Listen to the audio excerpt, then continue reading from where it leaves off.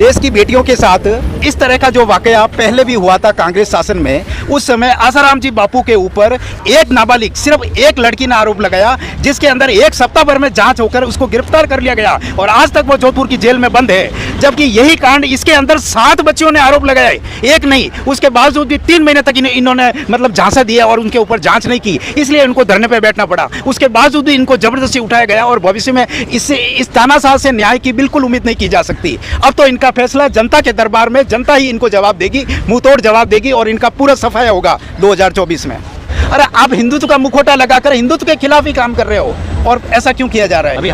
और अभी भी अंधभक्त ये समझ नहीं पा रहे हैं। देश का गद्दार है। नमस्कार, प्रणाम। आप देख रहे हैं सच की बात और आज हम जंतर मंतर पे हैं और जंतर मंतर पे पहलवानों को टांग के जबरदस्ती गाड़ी में भरकर कहीं भेजा गया है या जेल में डाला गया है या कहां ले गया है, अभी तक कोई सूचना नहीं मिली है। सारे पत्रकार को अंदर जाना अलाउ नहीं कर रहे हैं। पता नहीं क्यों ऐसा कर रहे हैं कि पत्रकार भी आज देश में सुरक्षित नहीं है। इसी मुद्दे पे हम बात करेंगे, जंतर मंतर पे हैं। देखिए, गायब तो ये नहीं कर पाएंगे, ये जितना दबाएंगे उसका रिफ्लेक्शन उतना ही आएगा, पब्लिक उतनी ही उठेगी। ये इस तरह इस मुद्दे को नहीं दबा सकते। आपने उनकी डिटर्मिनेशन देखी होगी पहलवानों की कि 5-5 पुलिस वालों को पे एक भारी पड़ रही थी, 10-10 पुलिस वाले उनको घसीट रहे थे, लेकिन उन्होंने हिम्मत नहीं छोड़ी, उन्होंने अपना झंडा नहीं छोड़ा, एक दूसरे को पकड़ा, एक दूसरे का साथ दिया और इस मरते हुए लोकतंत्र की बात कर रहा हूँ, इसमें और पीछे से इन्होंने अपने झंडे को ऊपर रखा, गिरी हुई थी जमीन पे, लेकिन झंडे को ऊपर उठाई हुई थी।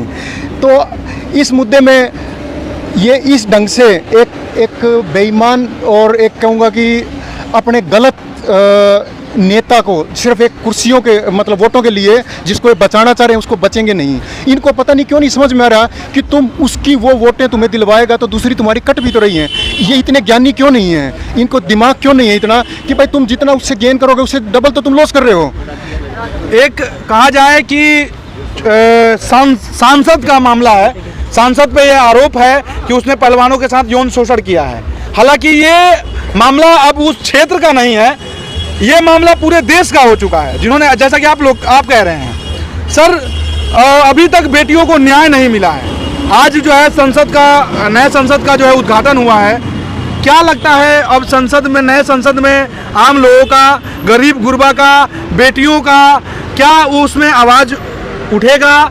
क्या उनको न्याय मिलेगा या जैसे पहले चल रहा था? लगभग अभी कितने दिनों से पहलवानों का समस्या चल रहा है और तमाम देखा जाता है कि बलात्कार के केसेस होते हैं और न्याय की कम उम्मीद होती है, न्याय कहीं ना कहीं नहीं मिलता है। हाथरस का कांड देख लीजिए। तो क्या लगता है कि उस नए न्यायालय में बेटियों को, लोगों को न्याय मिलेगा कि नहीं? देखो भाई, नई संसद से वहाँ पे नई ईंटें लगा दी, नई सीमेंट लगा दी, नया लोहा लगा दिया, तो सीमेंट और लोहा आपको न्याय नहीं दिलवाएगा, सोच न्याय दिलवाएगी। आदमी तो वहीं शिफ्ट होंगे, वो कोई बड़ा चेंज होने वाला नहीं है। न्याय के लिए जो अभी आज के दिन में जो रूलिंग पार्टी है उसकी सोच सिर्फ एक इलेक्शन जीतने तक की है। जनता से उनका कोई लेना देना नहीं है, वो मरे या कटे या कुछ भी हो।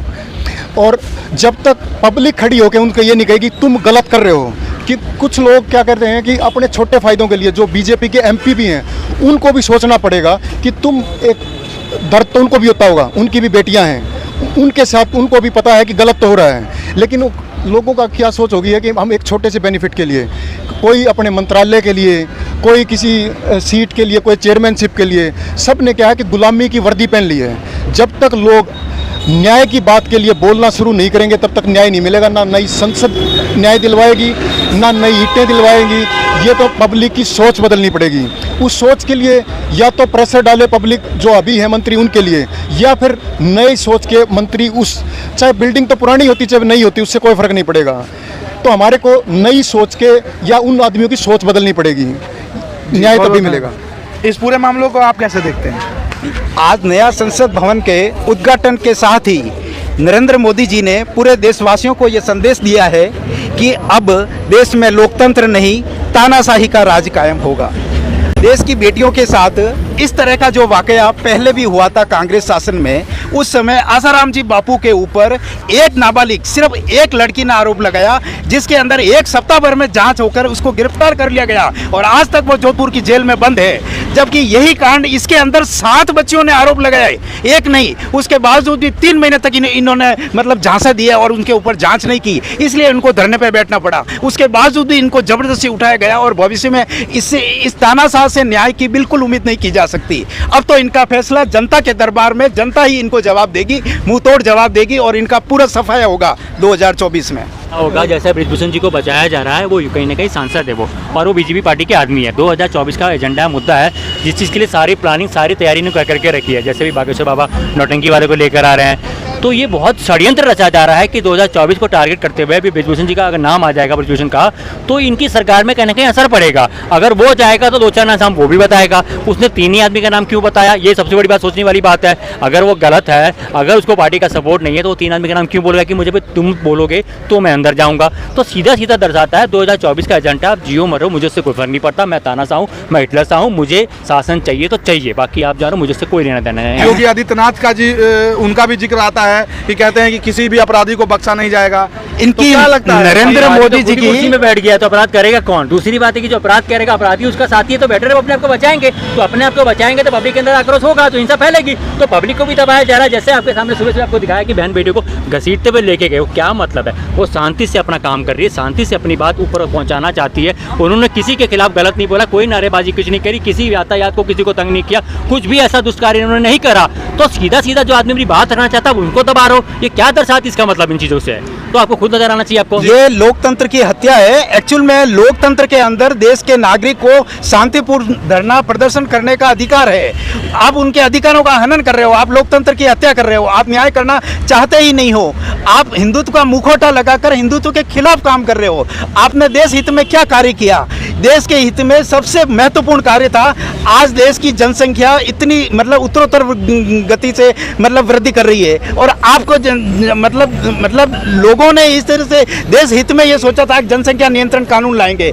आज 1984 के बाद में 35 साल बाद में किसी पार्टी को आप पूर्ण बहुमत मिला है। आप चाहे तो ये निर्णय आसानी से ले सकते थे देश हित में जनसंख्या नियंत्रण कानून लाने में, मगर आपने ऐसा कुछ भी नहीं किया। उल्टा आपने हरियाणा के अंदर मनोहर लाल खट्टर के नेतृत्व में आपने मौलानाओं के अंदर 50% और ज़्यादा उनको वेतन इंक्रीज किया और उनको और बढ़ावा दे रहे हो। अरे आप हिंदुत्व का मुखौटा लगाकर हिंदुत्व के खिलाफ ही काम कर रहे हो, और ऐसा क्यों किया जा रहा है? और अभी भी अंधभक्त ये समझ नहीं पा रहे हैं कि बात यह है, आप किसी भी जाति को नहीं दियो, मगर जाति के प्रति निष्पक्षता होनी चाहिए, मगर देश हित में आपका सोच देश हित में होना चाहिए। वो देश हित में आपका सोच लगता नहीं है इनका। इस मुद्दे को आप कैसे देखते हैं कि पहलवान 100 दिन से, वो भी सुचारू रूप से, संवैधानिक रूप से यहाँ अपना मांगों को लेकर, उनके साथ हुए अत्याचारों को लेकर कानून से, न्यायालय से मांग कर रहे थे, उनको अभी गायब किया गया है, अभी उनको पर्दे में रखा गया है या कहीं जेल में रखा गया है, अभी ऐसा कोई सूचना नहीं आया है। इतने शांति प्रिय से हमारी पहलवान बेटी हमारा काम कर रही है, धरना दे रही थी हमारी, ठीक है, किसी के खिलाफ कोई किसी के खिलाफ अहिंसा नहीं कर रही है, हिंसा कुछ भी नहीं फैलाया जा रहा। फिर भी उनको सुबह आज घसीटते हुए लेके गए। उनको क्या नियम से ब्रिजभूषण के खिलाफ जो बॉस का अटैक हुआ है, क्या उनके खिलाफ भी कार्रवाई नहीं होनी चाहिए थी? कि उनको क्यों बचाया जा रहा है? बस मैं इतनी छोटी सी मेरी मांग है कि जो सुबह घसीटते हुए लेके गए, सबको अलग अलग जगह लेके गए। सुनने में आया कि इनको दिल्ली से बाहर कहीं छोड़ेंगे इनको, कि दोबारा यहाँ पर इकट्ठा ना हुआ। जैसे कमिश्नर जी अंदर बैठ रखे हैं, तो इसको सिर्फ भंग करने की मेरे ख्याल से कोशिश है।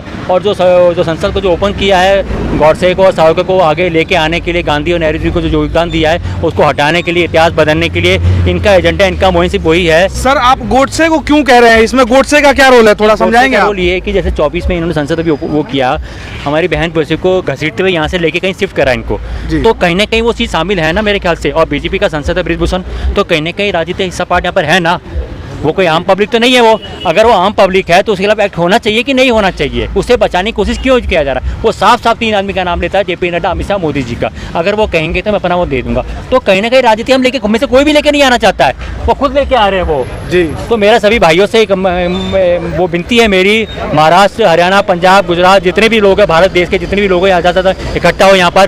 क्योंकि बहन हाथरस में जो लड़की के साथ कांड, वो लड़की हिंदू थी, ये हमारी बहन बेटी अभी हिंदू है। तो हम हिंदू, हम खतरे में। वैसे भी सरकार से हम क्या उम्मीद करें? बताओ, हिंदू का नारा लगाते हैं हम हिंदू, खुद खतरे में हम तो भाई साहब। तो हम हिंदू सुरक्षित नहीं है इनके राज में हम तो। जी बहुत बहुत धन्यवाद। जैसा कि आप देख रहे हैं कि अभी हम जंतर मंतर पे हैं और तमाम लोगों का ओपिनियन, तमाम लोगों का राय लिए।